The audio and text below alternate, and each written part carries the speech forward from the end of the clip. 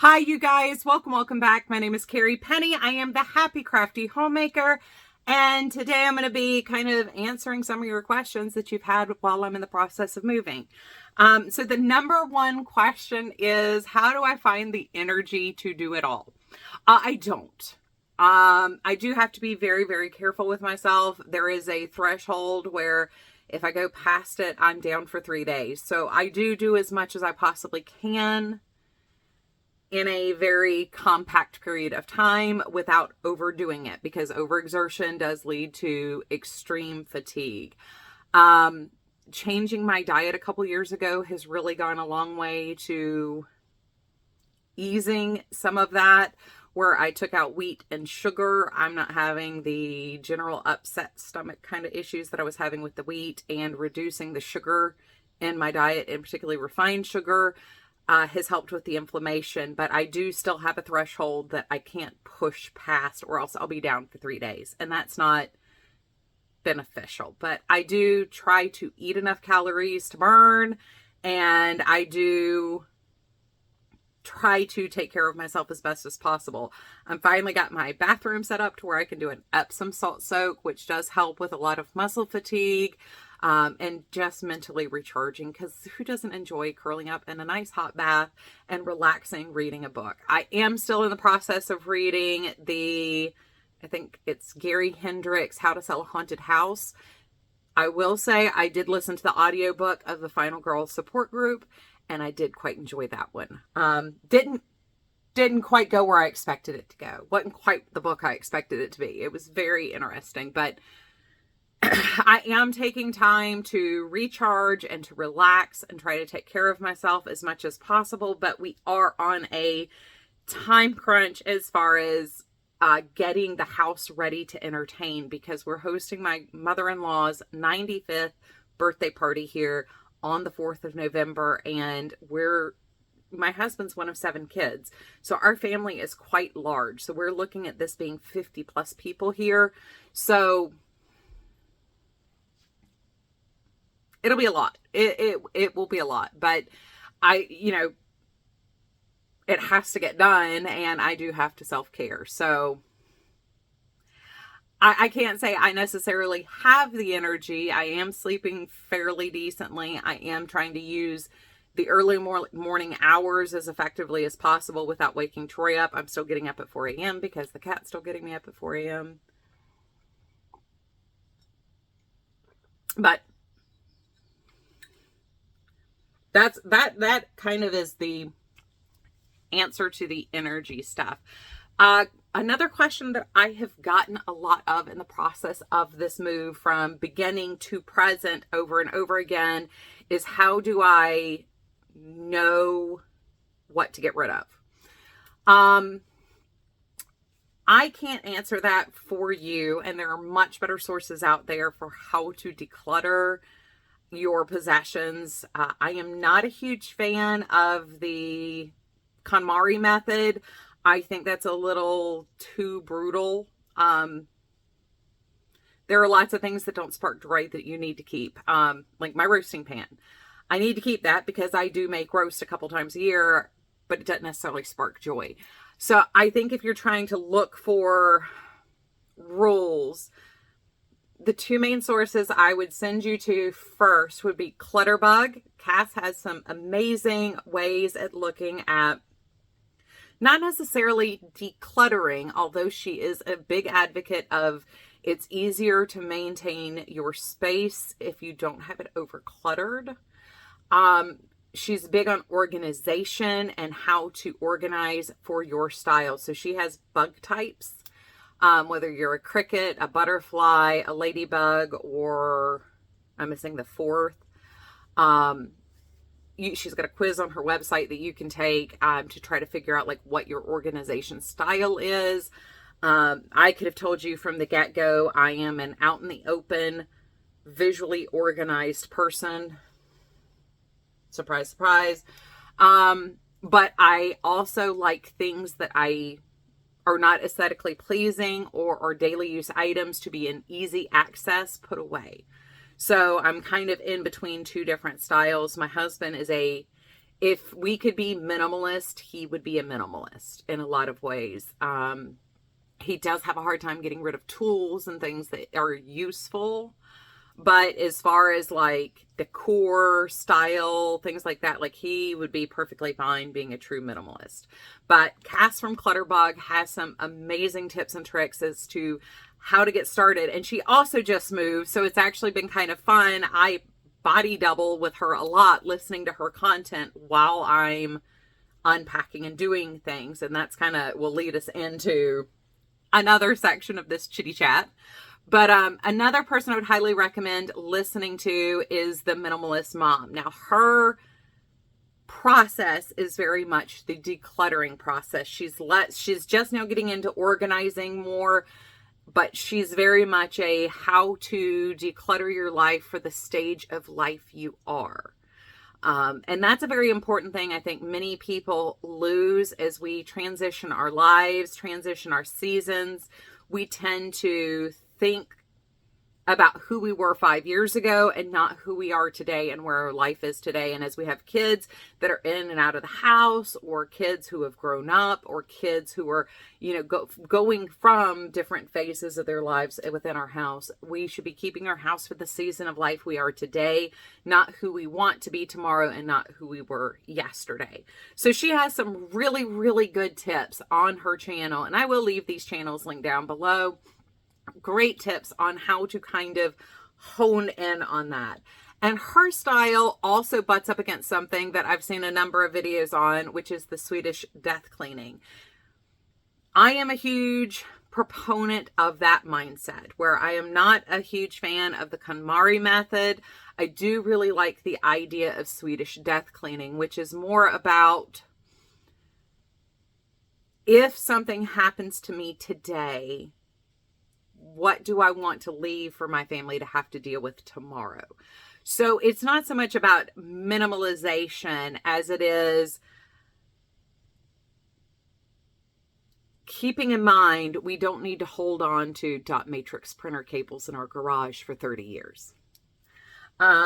Nobody wants to have to be the one that sorts out those kinds of bits and bobs of our lives. The things that were personal to us, our personal collections and things, are less intrusive and less difficult to filter through. However, just that stuff, the general stuff we hold on to, the general stuff that we maintain, can be a little overwhelming for us as well as for our families. So I think that Dawn at the Minimalist Mom has some wonderful ideas, especially considering the season of life you are in today. And I love that phrase. I love that idea. I love that concept. Now, Dawn would send you to a couple of other ladies that she religiously follows, but I will let her do the talking for why she follows them and likes their method. But she does try out different methods of decluttering without making a mess, decluttering while pulling everything out. She, like I said, is starting to get into organizing. So she's starting to invest in things like the upright bins from the Container Store, which I've never, the 4 years we lived in Charlotte, plus the many years I lived there before I got married, I refused to go to the Container Store because I am obsessed with containers. I would literally clutter my house with containers. I have a shelf of containers. And I know that seems excessive, that I have a shelf of containers, but I like to be able to go to one spot to find my empty containers for the household organization and storage and say, oh yeah, I've got an extra bin for that. I can go grab that off the shelf. And I like it to be in one spot, everything all together, and it can't exceed the shelf that I have. But no, we do tend to cycle through a lot of storage bins for different reasons. Moving, we seem to do that a lot more often than I would prefer. Or just as we're going through things, trying to declutter or reorganize things, creating container spaces. We want to get things down to where they fit into this amount of space, and now this can be put up somewhere. But yeah, I am obsessed with containers. I love office supplies and containers. I love organization. I could go broke in the Container Store. I haven't been back to IKEA in 6 years because literally I could fill my car up with IKEA stuff 3 times over just in the organization bin container things. Another good spot for how to mentally manage stuff, especially if you're trying to organize your home or trying to get your arms around what's going on, would be but first, coffee. She has some amazing tips and tricks. She did try Swedish death cleaning. She's just had another little one, and you can go through multiple years of her content of how she stays on top of decluttering, because decluttering is not something you do once. It's something you have to stay on top of because stuff just collects stuff. How many phone chargers do we actually need? Because that's one of those things I need to go through and get rid of. And giving yourself permission to get rid of things is a big thing. We tend to have deep personal, like, guilt that we hold on to. A lot of us that, oh, this was so-and-so's thing, but you have no association to it. Like my grandmother, I ended up with some random stuff from her. There was one item I truly wanted. There's one item I kept because I really like it. But other than that, I've kind of over the years had to purge some of that out of my house because it didn't have a meaning to me and it wasn't monetarily valuable. So I wasn't displaying it or using it. Why am I keeping it? So, you know, I've kind of had to go through things like that. There are things that are deeply sentimental and personal to me that I do try to keep in my home and keep on display in my home. But other than that, like, I'm trying very hard as far as like what I want to manage and how to think about those things. So I think, but first, coffee with her regular routine of decluttering and talking about her regular routine of decluttering, especially if you're pregnant with like baby number 2 or 3 and there's been a little bit of a gap. How do you mental shift things? She has some amazing content right there for you. But those are my top 3, like organizing, decluttering, how to get your mind around your stuff people that I watch. Now, obviously, I will never be a minimalist. There are certain parts of my house I am definitely a maximalist with. But I would like to have this pared back and usage, not just in like giving it away, selling it, or these are things I want to use. The other, how do I stay focused while I'm doing things? And this is something you'll hear from a lot of different sources. So I am a little ADD. I, as a kid, was diagnosed with ADD, but medicine really didn't help me. Medicine was not a mentally good path for me. So in a lot of ways, I've had to learn how to socially control that behavior. But that does come with, you know, what appears sometimes as mania, where I can't focus whatsoever. So one of the tricks to helping me focus on the task at hand and get things done and really just put the blinders on and get it done and plow through it is I listen to a lot of content, podcasts, audiobooks, and things like that while I am doing a task. This is true when I'm doing my daily cleaning routine. This is true as I've been unpacking this house and organizing and sorting and putting things away.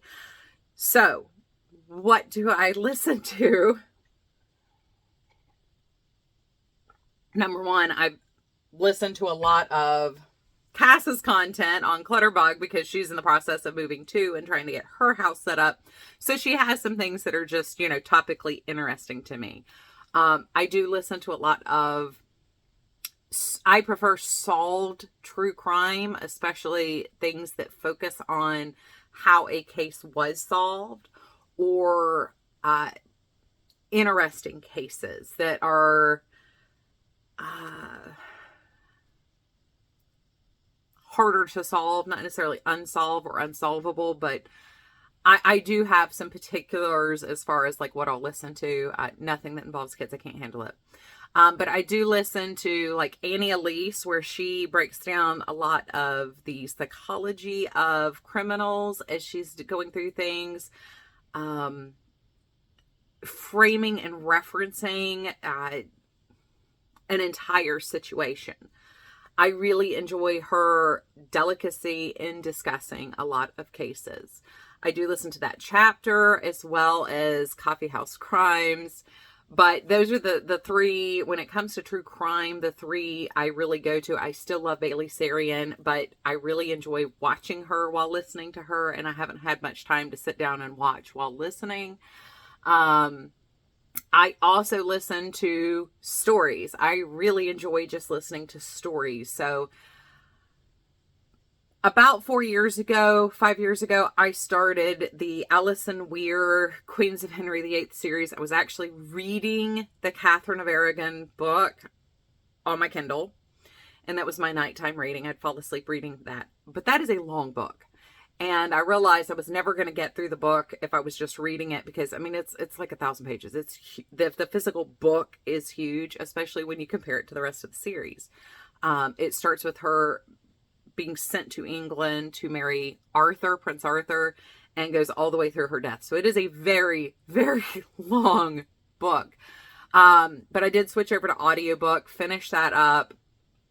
As we've been going through the moving process, I finished Anne Boleyn, Jane Seymour, and I'm about halfway through Anne of Cleves. So I do listen to a lot of audiobooks. Like I said, I also listen to the I mentioned it on Tuesday, the Final Girl Support Group, which is by, I think it's Gary Hendricks, who wrote the How to Sell a Haunted House book that I'm physically reading.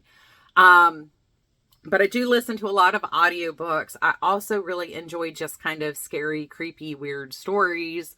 So I like, Let's Read, Mortis Media, Darkness Prevails, Swamp Dweller, things like that, where it's just spooky stories, Wendigo stories, skinwalker stories, ghost stories. Some of the Let's Read can be a lot of fun when it's, horror stories involving delivering pizza, where it's just like a theme of things, and you could have paranormal or human antagonists. One of the other questions that I have gotten over the course of this moving process that seems to be a repeat question is, especially looking at the frog and how that was just literally like piled high full of stuff, and how the table crafting room was kind of piled high with stuff. How did I know where to start? Truthfully, just open a box. This, as far as moving goes, I am much better when I have everything out and then can put it up at once. I mean, it doesn't mean like in one day, but I'm much better if I get all of my dishes out, all of my pots and pans out, all of my silverware out, all of my utensils out, and then I can put them in the place that feels logical at that time, and I can see all of the space being used at once. I don't enjoy what has happened, like with the yarn wall, where you think you're done and then you end up with another box of things and you have to like shift everything down. To me, that physically and mentally seems to take much, much longer.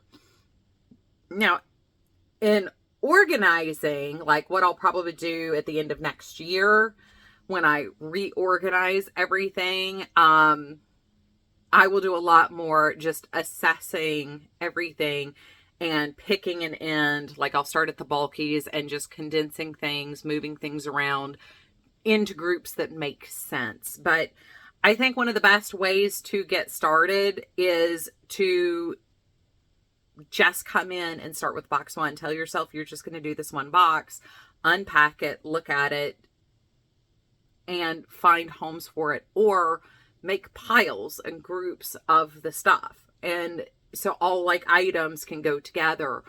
As I've been going through the process, if I find something that goes in a different room, I have been taking it to that room, or I have been creating a spot. Like when I couldn't physically get into one of the rooms, like up here, I had a spot that was all the stuff for that room. So when I was able to get into that room physically, I was able to then put that stuff up.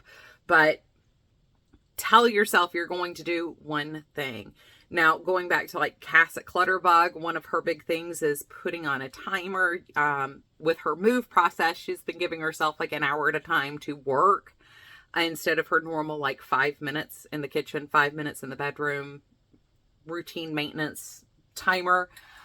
She also has ADD and also finds using timers to be very, very helpful.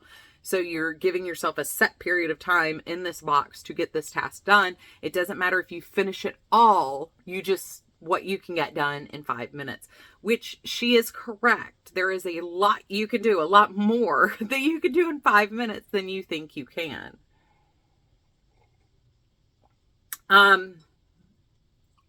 Do I have a master task list? Absolutely not.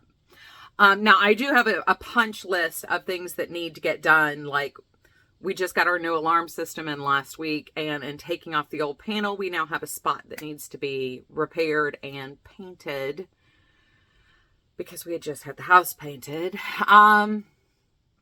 So we do have like a punch list of things like that need to be done. The big projects that need to be done. But as far as like what I'm doing up here, I don't have really a to-do list up here other than what's in my head.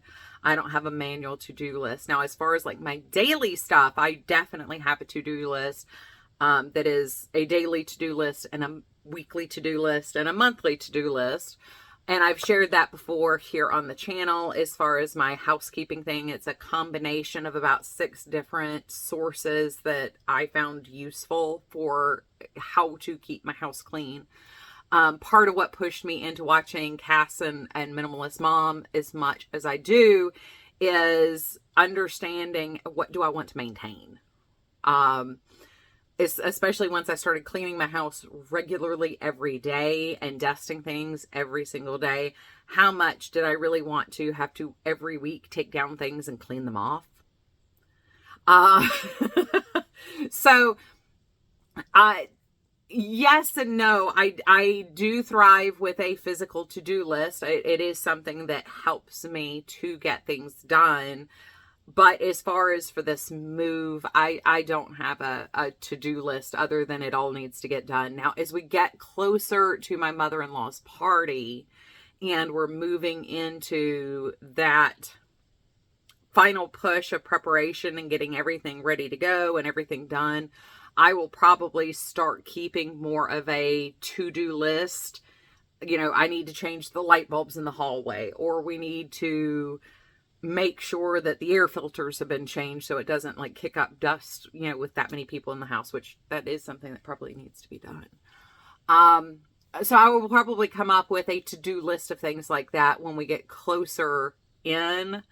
But as right now, where I'm still primarily focusing on getting unboxed, unpacked, and things put away, it's more of a, I can go into the room and see what needs to be done. It's